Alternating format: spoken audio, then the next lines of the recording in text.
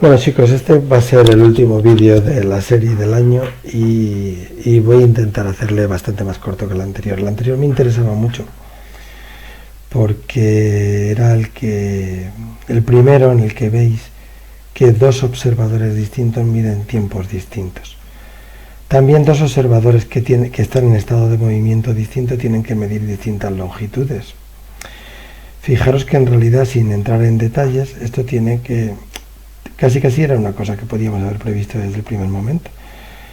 Si sabemos que la velocidad de la luz es siempre c, independientemente del estado de movimiento de quien la mide, y ahora acabamos de averiguar que según el estado de movimiento vamos a medir unos tiempos o vamos a medir otros, pues las longitudes también tienen que cambiar, porque nos tiene que salir la velocidad de la luz la misma, se mueva como se mueva el observador.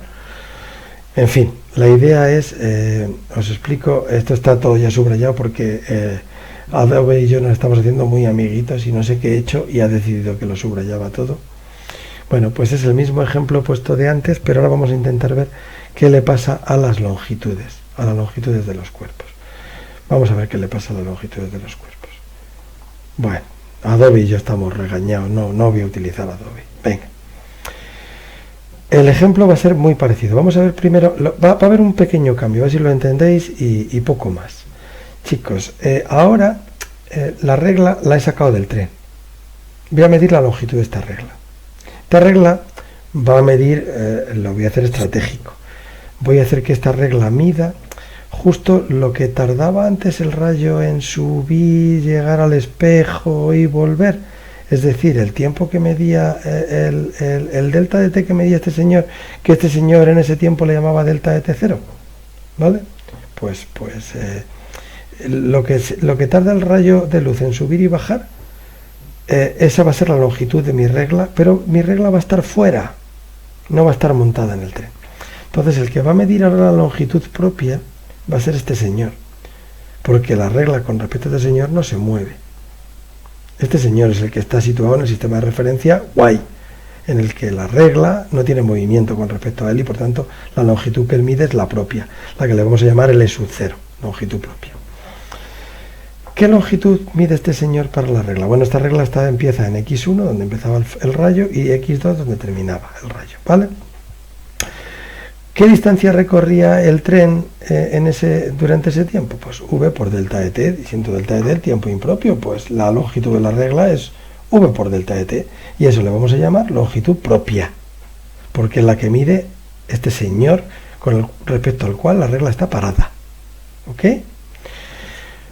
¿Qué mide este señor? Esta imagen me tendría que haber quedado en la siguiente página, pero bueno, lo que os decía de gamma aquí abajo. Chicos, este señor que ve que el rayo sube y baja, para él la regla en realidad se está moviendo hacia atrás. Claro, él no sabe que se mueve o no se mueve, él solo ve que hay una regla en el andén y que se está quedando para atrás. Dice, esa regla se está moviendo para atrás. Recordad, no tenemos manera de saber si estamos en reposo con MRU, ¿vale? Con lo cual, él en realidad lo que ve es que se le mueve la regla para atrás. ¿Y qué longitud mediría este señor? Bueno, primero este señor, como la regla se mueve con respecto a él, a la longitud que él mida le vamos a llamar L, longitud impropia, ¿ok? ¿Y qué longitud va a medir el señor? Pues él, como la ve moverse a una velocidad v, se mueve hacia detrás de él con la misma velocidad con la que él vemos nosotros que se mueve hacia adelante, claro. Él la ve moverse hacia atrás con velocidad v. Entonces, ¿qué longitud va a medir él? Pues v, que es la velocidad que él mide, por delta de t0, que es el tiempo que él mide. Para él, esto en subir y bajar tarda delta de t0. Entonces él dice, la regla se va alejando de mí a velocidad v, el tiempo que yo mido es delta de t0, pues ese v por delta de t0 es la longitud que yo mido de la regla, la longitud impropia. Aquí he despejado delta de t0, que es delta de t partido por gamma, lo recordáis, donde pone aquí delta de t0 puedo ponerlo, entonces me quedaría que L es v por delta de t0, que es v por delta de t partido por gamma, y V por delta de t era L0, por tanto L0 partido por gamma. Si seguís el razonamiento que he hecho antes y juntáis, esto es numerología, os sale que la longitud es la longitud propia partido por gamma. La longitud impropia, la longitud que yo mido, es la longitud propia, es la longitud. Me encanta. Ahora, ¿por qué haces esto? Ay, Adobe, qué divertido es el Adobe, por decir algo. Bueno, la longitud impropia, la longitud que mide alguien que está en movimiento con respecto a lo que mide, es la longitud propia, la que mide alguien que no se mueve con respecto a lo que está midiendo, partido por gamma. A este fenómeno relativista se le llama contracción de las longitudes. ¿Por qué? Porque recuerdo que gamma era o 1 o mayor que 1. Es más grande cuanto más grande es la velocidad del cuerpo, del sistema, perdón. Con lo cual, cuanto más deprisa se mueve alguien, cuanto más deprisa se mueve el que mide la longitud impropia, más grande es gamma y menos longitud va a medir. La longitud se acorta, resulta contraída. En la dirección del movimiento, esto sí, no entro en detalles, pero los físicos que hacen animaciones con el tema de la relatividad dicen que los objetos se presentan alargados en el sentido del movimiento. No sé si lo he puesto por aquí. Los objetos se presentan alargados, pero solo en el sentido del movimiento. En los otros, si me muevo en el eje X, solo se produce la contracción en el eje X. En el eje Y y el eje Z quedan invariantes. El objeto se deforma. ¿Ok? Bueno, es divertido. Bueno, pues yo creo que no le voy a dedicar mucho más. Quedaros con la copla, quedaros con esta expresión de que L es L0 partido por gamma, o que se puede escribir también así. Así, lo dejo un momento. Y poco más. ¿Qué más os puedo contar? Nada, que lo que recorre el muón, por qué el muón llega aquí. En fin, tenéis aquí un ejemplo que podéis hacer. En fin. Y como mucho contaros esto, y yo creo que ya no os cuento más, porque el vídeo está quedando larguito. Bueno, 7 minutos. Os cuento esto y poco más. Sin entrar en detalles, porque esto sí que es un poco más complicado de hacer y no se puede hacer así con ejemplos tan sencillitos como los anteriores, Einstein, en la teoría especial de la relatividad, encontró que la masa, bueno, esto lo hizo en la general, perdón, encontró que la masa también cambiaba, que la masa de un cuerpo también cambiaba. La masa de un cuerpo, ahora os explico qué es esto de la masa inercial. La masa de un cuerpo concretamente aumenta también. La masa impropia, la masa que mido de un cuerpo cuando lo mido en movimiento, es la masa que se mediría de ese cuerpo un observador que estuviera en reposo con respecto a él, la masa propia por gamma. Y gamma, recordéis que siempre es mayor o igual que 1. Y más grande cuanto mayor es la velocidad. O sea que cuando un cuerpo coge mucha velocidad, su masa aumenta.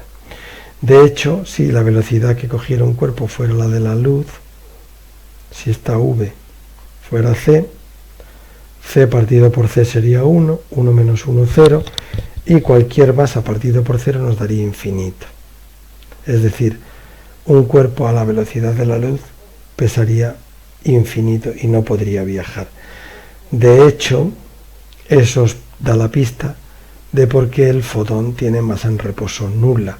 Su masa propia, lo que muchas veces llamamos malamente masa en reposo, la masa del fotón es nula. ¿Por qué? Porque si no fuera 0, saldría infinita. Si aquí hubiera algún número partido por 0 es infinito. Solo hay un caso en el que algún número partido por 0 no es infinito, que es cuando esto vale 0. 0 partido por 0 es indeterminación. Y de hecho, el fotón, su masa en reposo, su masa propia es nula, pero su masa a la velocidad de la luz, que es la velocidad a la que viaja un fotón en el vacío, no es nula, tiene masa impropia. Un fotón, cuando se mueve a la velocidad de la luz, tiene una cierta masa. Y de hecho, los fotones se ven atraídos por la luz, se ve atraída por objetos muy masivos. Una de las primeras predicciones o lo podía buscar. Espera un momento que lo voy a buscar. Bueno, os lo he buscado muy rápido. Os iba a decir que una de las primeras predicciones de la teoría general de la relatividad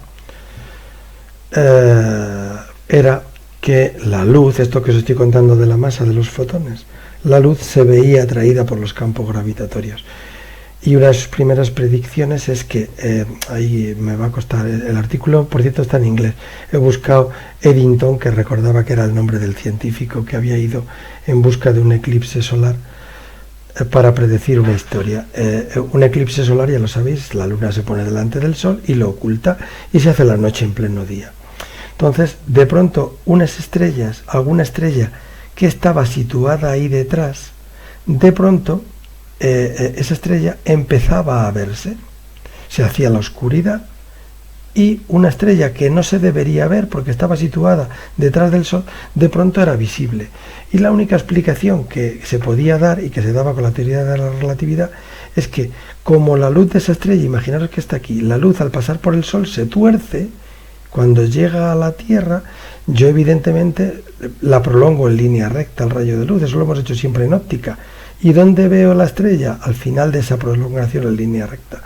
Las estrellas de pronto cambiaban de posición. Antes del eclipse estaban en un sitio y después del eclipse las veía en otro. Y es simplemente porque era capaz de ver cómo la luz al pasar alrededor del sol se torcía. Antes del eclipse, por cierto, no las veía, claro, porque había luz solar. ¿Okay? Pero yo era capaz de saber dónde estaba la estrella y de pronto, durante el eclipse, en ese momento de oscuridad, observaba dónde estaba la estrella y estaba movida. Y la única explicación era eso, que la luz estaba pasando cerca del sol y se torcía. O sea, los fotones tienen masa impropia, no nula. ¿Vale? Vuelvo a mi presentación. El astrónomo era Eddington.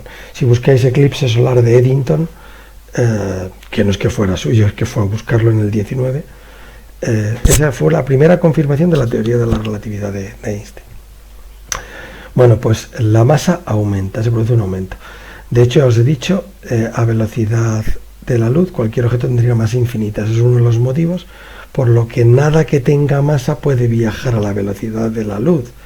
O sea, la velocidad de la luz es un máximo inalcanzable, no se puede sobrepasar y tampoco se puede alcanzar por un objeto con masa. El único que puede alcanzarle son partículas que tengan masa propia nula. ¿De acuerdo? Como el fotón y alguna más que hay. ¿Vale? Y aquí os hace una observación, pero que tampoco tiene mucho interés. Voy a ir terminando porque imagino que llevamos mucho tiempo. Esta observación es que Einstein, en su teoría de la relatividad especial, que os lo cuento aquí un pelín, general, en la general ya incluye a la gravedad como fuerza. Y entonces en la teoría general de la relatividad, uno de sus postulados más interesantes es el postulado del famoso principio de equivalencia. El principio de equivalencia, que se postula ahí en la teoría general de la relatividad, viene a decir que la masa inercial y la masa gravitatoria son iguales, que en realidad son dos puntos de vista distintos. Os cuento un poquito qué es la masa gravitatoria y qué es la masa inercial. A ver, chicos, nosotros siempre hablamos de una única masa y no nos metemos en follones, pero Newton, hace 400 años ya, cuando utilizó por primera vez el concepto de masa en sus ecuaciones, se dio cuenta de que estaba metiendo masas procedentes de dos cosas distintas. No era lo mismo decir que fuerza es masa por aceleración. Esta masa se la llama masa inercial, porque es una medida de la inercia, de la resistencia que presenta un cuerpo a ser movido. Y esta masa, la de la ley de la gravitación universal, es una medida de la tendencia que tiene un cuerpo a atraerse con otro que tiene otra masa. Entonces, esta masa y esta no tenían por qué ser iguales. Esto se le llama masa gravitatoria y esta se la llama masa inercial.